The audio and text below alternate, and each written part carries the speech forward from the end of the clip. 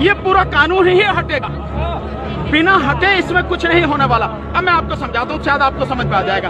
केवल एक सेक्शन बताता हूँ तो उससे आपको पूरी चीज समझ में आ जाएगी। जो कॉन्ट्रैक्ट फार्मिंग है, उस कॉन्ट्रैक्ट फार्मिंग की धारा 3 उसमें जो है, जो एग्रीमेंट होगा किसान के और व्यापारी के बीच में, मैं उनसे बताता हूँ, आप समझ जाएंगे सारे, उसके बाद कुछ बताने की जरूरत नहीं पड़ेगी। उस धारा 3 में लिखा है कि किसान के और व्यापारी के बीच में जो एग्रीमेंट होगा उसमें यह लिखा जाएगा, नंबर 1, किसान को अपनी जमीन पर कौन सी फसल उगानी है। नंबर 2, उस फसल का ग्रेड क्या होगा, स्टैंडर्ड क्या होगा और उसकी क्वालिटी क्या होगा। नंबर 3, उस फसल को उगाने के लिए जो बीज होगा, जो खाद होगा, जो कीटनाशक होंगे, जो मशीनरी होगी, जो तकनीक होगी, उसे वो व्यापारी जिसके साथ समझौता हो रहा वो देगा। इसके बाद उसी एग्रीमेंट में लिखा जाएगा इसकी कीमत क्या होगी। जो फसल उगाएगा, जब फसल पक के तैयार हो जाएगी तो किस कीमत पर व्यापारी खरीदेगा, ये भी लिखा जाएगा। साथ में ये भी लिखा जाएगा कि इस फसल की कितनी बार चेकिंग होगी, तो बोते समय, फसल जब बढ़ रही होगी उस समय, और जब फसल कट के व्यापारी खरीदेगा उस समय 3 समय उसकी चेकिंग होगी। अब मैं आपको समझाता हूं, एक बहुत मोटे से उदाहरण से समझो। ये मानिए कि इसके कानून के हिसाब से पूरे देश की जमीन, पूरे देश की जो किसानों के पास जमीन है, उसका जो व्यापारी हैं उनसे एग्रीमेंट हो गया। व्यापारियों से एग्रीमेंट होने के बाद सारी जो फसल है वो कहां जाएगी, व्यापारी के घर में। इसका मतलब ये हुआ कि सरकार के पास खरीदने के लिए एक दाना नहीं बचेगा, सारी की सारी फसल व्यापारी खरीद कर ले जाएगा। और व्यापारी कितनी फसल खरीद सकता है, पहले उस पर प्रतिबंध था, अब इसेंशियल कमोडिटीज एक्ट यानी आवश्यक वस्तु अधिनियम से वो बैरिकेड हटा दी गई। यानी कि जो एक लगा रखा था बैरियर कि इससे ज्यादा नहीं कर सकते, लिमिट लगा रखी थी, लिमिट वो खत्म कर दी। इसका मतलब व्यापारी जितनी चाहे फसल खरीद के अपने गोदाम में रख सकता है। अब मानिए कि जब पूरी फसल किसान से व्यापारी के घर चली गई, तो अब थोड़ा सा पीछे आइए, 2013 में इस सरकार ने, संसद ने एक कानून बनाया था इस देश के गरीब लोगों के लिए, 82 करोड़ गरीब लोगों के लिए नेशनल फूड सिक्योरिटी एक्ट यानी राष्ट्रीय खाद्य सुरक्षा कानून। उसके तहत 82 करोड़ लोगों को 3 रुपए किलो चावल, 2 रुपए किलो गेहूं और 1 रुपए किलो मोटा अनाज देना था। अब मैं आपसे सवाल पूछता हूं, अब समझे आप कुछ। जब सारा अनाज व्यापारियों के पास चला गया, सरकार के पास कुछ नहीं है, तो सरकार इन 82 करोड़ लोगों को कहां से अनाज लाएगी, पहले तो ये बताओ। इसका मतलब जो 82 करोड़ गरीब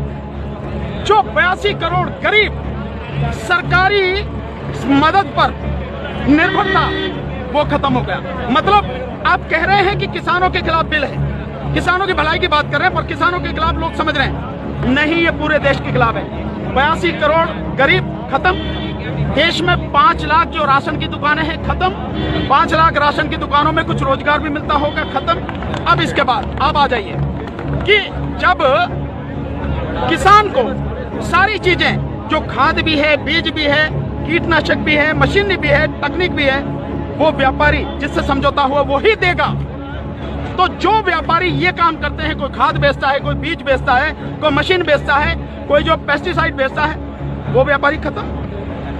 तो आपने व्यापारी खत्म कर दिए, गरीब मजदूर खत्म कर दिए, और किसान को आपने बंधक बना दिया, मजदूर बना दिया, गुलाम बना दिया। कैसे? अब मैं बताता हूं। जब किसान की जमीन पर एग्रीमेंट हो गया, तो किसान चाहकर भी अपनी जमीन से एक भुट्टा, माना मक्का बोई हुई है, मक्का से एक भुट्टा तोड़ के नहीं खा सकता। आज की तारीख में तो जाओ, मक्का से एक नहीं 10, 20, 50 जितने भुट्टे तोड़ के खाने खाओ, खूब सेक के, है नहीं है, रिश्तेदारों को भी ले जाओ। साथ में गन्ना अगर बो रखा है, एक गन्ना नहीं खा सकता। क्यों? क्योंकि व्यापारी से समझौता है। अगर एक गन्ना टूट लिया तो फिर उसके बाद में व्यापारी लड़ते रहो, आप एसडीएम के यहाँ, एडीएम के यहाँ, हो गया ना। मतलब यह है कि अपनी ही जमीन पर मैं अपने लिए, अपने बच्चों के लिए अगर मन करता है, जो फसल मैंने उगाई है, मेरी मेहनत की फसल है, उसमें से एक दाना नहीं ले सकता।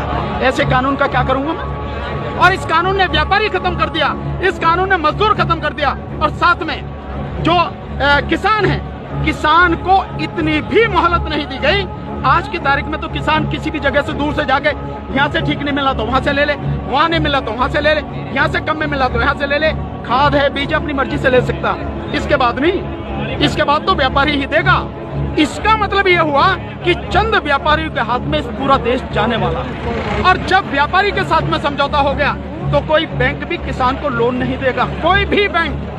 इसका मतलब यह हुआ कि अगर उसे पैसा चाहिए किससे लेगा? एक ही रास्ता बचा, उस व्यापारी से।